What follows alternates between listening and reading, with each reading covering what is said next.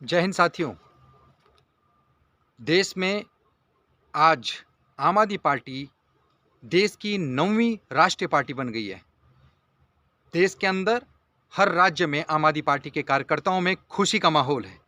देवप्रयाग विधानसभा में उत्तराखंड में भी कार्यकर्ताओं ने खूब जश्न मनाया कि आज आम आदमी पार्टी देश की 4 राज्यों में प्रतिनिधित्व कर रही है।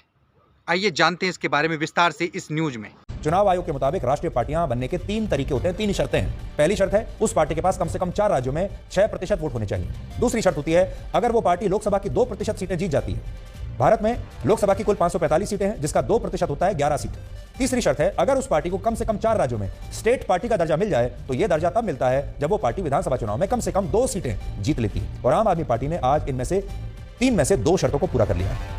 अब उसके पास दिल्ली, पंजाब, गोवा और गुजरात में 6% से ज्यादा वोट है। दूसरा, वो इन राज्यों में स्टेट पार्टी भी बन गई है। हालांकि गुजरात में अभी इसका औपचारिक ऐलान अगले कुछ महीनों में ही होगा और हो सकता है कि तभी चुनाव आयोग आम आदमी पार्टी को राष्ट्रीय पार्टी का दर्जा दे दे। तो अब तैयार रहिए, अब केजरीवाल राष्ट्रीय नेता बन चुके हैं। अब वो हर राज्य में हर बड़े मुद्दे पर, हर छोटे मुद्दे पर अपनी राय जरूर देंगे। जब कोई क्षेत्रीय पार्टी राष्ट्रीय पार्टी बनती है तो उसे भारत के चुनाव आयोग की तरफ से दिल्ली में राष्ट्रीय दफ्तर बनाने के लिए जगह मिलती है, भवन मिलता है या कोई बिल्डिंग मुफ्त में दी जाती है। यानी लोगों को मुफ्त बिजली पानी देकर आज केजरीवाल अपनी पार्टी को उस स्तर पर ले आए हैं जहां उन्हें चुनाव आयोग से अब मुफ्त में एक बहुत बड़ा भवन मिलेगा अपना राष्ट्रीय कार्यालय बनाने के लिए। अब दिल्ली में केजरीवाल के पास जो दफ्तर होगा वो वैसा ही हो जाएगा जैसा बाकी नेशनल पार्टियों का है। जैसे दिल्ली में अभी कांग्रेस का जो राष्ट्रीय मुख्यालय है वो 24 अकबर रोड है। ये एक सरकारी बंगला है जिसे चुनाव आयोग ने ही उन्हें दिया है।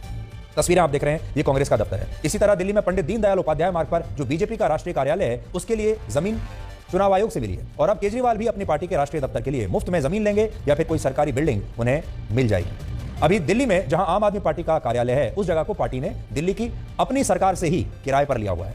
राष्ट्रीय पार्टी बनने के बाद आम आदमी पार्टी का चुनाव चिन्ह झाड़ू हमेशा के लिए उसके नाम पर आरक्षित हो जाएगा।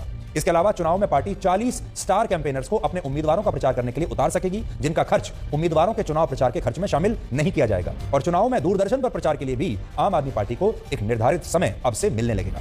अभी हमारे देश में कुल मिलाकर 8 राष्ट्रीय पार्टियां हैं, जिनमें बीजेपी है, कांग्रेस है, मायावती की बीएसपी है, ममता बनर्जी की टीएमसी है, शरद पवार की एनसीपी है और सीपीआई और सीपीएम भी राष्ट्रीय पार्टियां हैं। अरविंद केजरीवाल की पार्टी देश की 9वीं राष्ट्रीय पार्टी बन जाएगी।